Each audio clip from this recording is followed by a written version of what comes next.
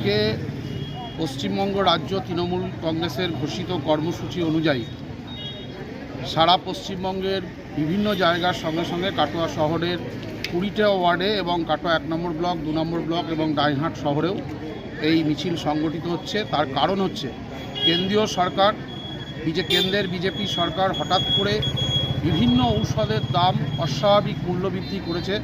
বিশেষ করে জীবনদায়ী যে ঔষধ, সেই ঔষধের দাম ব্যাপক হারে বৃদ্ধি করেছে, যেটা সাধারণ মানুষের প্রতিনিয়ত প্রত্যহ প্রয়োজন। এটা আমরা মনে করি মানুষের এতে নাভিশ্বাস হচ্ছে এবং সাধারণ মানুষের জীবন বিপন্ন আজকে।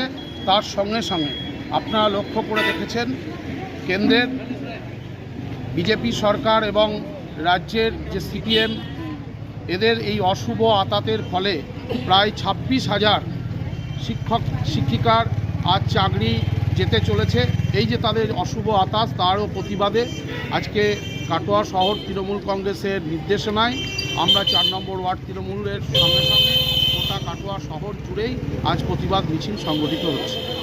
আমাদের মাননীয় মুখ্যমন্ত্রী ঘোষণা করেছে যে কেন্দ্র যে